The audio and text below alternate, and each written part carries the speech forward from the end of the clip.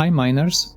Astro Colony just got released to 1.0, so I've played it and decided to make a quick video about how to initially build your base and what you should be focusing on when starting a new Astro Colony 1.0 release. The main thing that hasn't changed from previous versions of the game is that you want to build at least 4 asteroid catchers. I think I went with 4 myself. Then you want to connect them with the belts, and it's enough to use a single smelter to smelt everything. Resources can pass through the smelter sometimes, but coal will stay inside. You kind of want to use that coal to power your coal burners and generate energy. Initially, if you haven't unlocked the so-called pusher, which allows you to set the timer on for pushing items, you will most likely have to manually input coal into the burners. Otherwise, all of your coal might end up in one generator, while the others have none. At the beginning, it is not easy to optimize everything. What you should be focusing on is building at least 4 asteroid catchers, a laboratory, and working towards researching the technology called automatic catcher.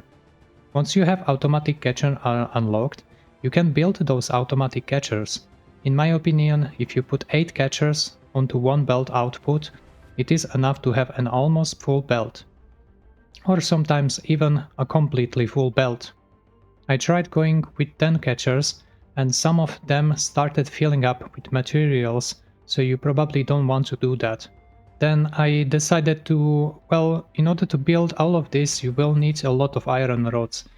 To produce iron rods, you first need to produce iron sheets in the one building and then feed them into the smelter together with coal.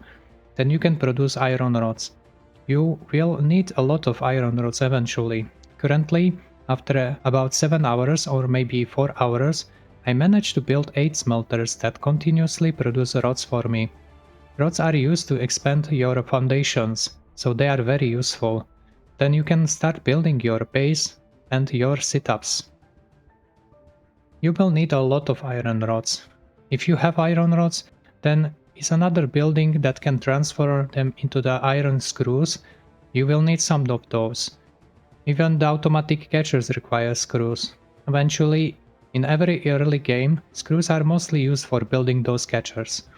At the 7-hour mark, I already had 16 automatic catchers, and I think that is sufficient for me right now.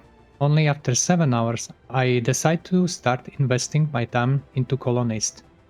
At the same time, I was also harpooning a planetoid that had a lot of gold, because I will eventually need a lot of gold.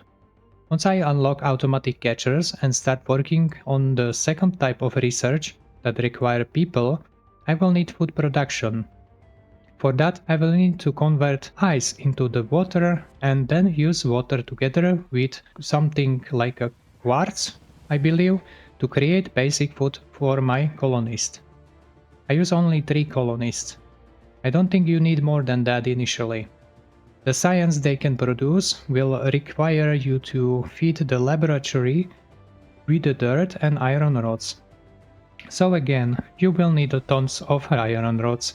Prepare to build a lot of smelters and try to balance everything so they are all working at the same time producing rods. If you have 8 smelters, they can produce about 0.8 rods per second, which is pretty good. The reason why you should be working towards science produced by colonies is because after automatic catchers, you want to go straight through the technology tree and unlock solar panels. That way, once you start building solar panels, you no longer need to spend coal in your burners, so you can use that coal for additional rods or other resources. This is basically the early game so far from what I played on the stream. You can go check out the stream, and most likely I will continue streaming the game. So you will see more streams. You can come by and say hello. So far, after 7 hours, I have unlocked the recipe for solar panels. Basically, one solar panel provides only 1 megawatt, while coal burner provides 10.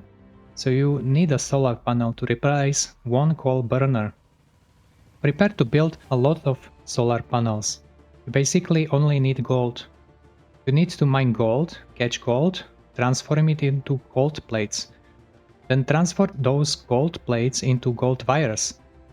Gold wires are required for solar panels, and you will need a lot of them.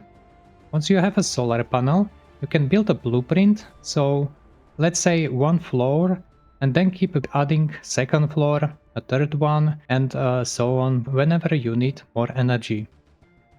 In one of my older playthroughs, I had a huge building. It looked like a simple block from outside, but inside there were only solar panels.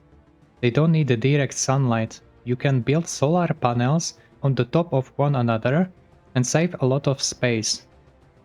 Then there is one last tip at the end of the video. What you can do in this game, and not in many other similar games, is that when you attach planetoids to your platform, you don't need to mindlessly expand your platform bigger and bigger. You can just build structures directly on the planetoid. That means you can keep adding more planetoids, create cave systems, and build wherever you can imagine. With this idea, I don't know any similar game that allows such freedom, and the builds we can eventually create can be very rich in design. So my recommendation is to go ahead, explore the game and experiment with building. For example, you can even say how much energy you want to transfer between your planetoids. So yes, there is one disclaimer. In my opinion, the game has quite poor snapping when it comes to the building. Sometimes it doesn't do what I expect it to do. If I'm looking on something, I expect to build something where I'm looking, but it just doesn't snap. But otherwise, the game is really fun to play. Even if you have a 10-year-old PC, you can still run the game quite well. So I would say it is well optimized. Okay guys, thank you for watching. Again, if you want to see more of Astro Colony, I will most likely be streaming it again. You can stop by the stream and say hello. And if you want to see more content from me, subscribe to the channel, it would help me a lot. Have a nice evening, have a nice day, and see you on the next one. See you on the next time.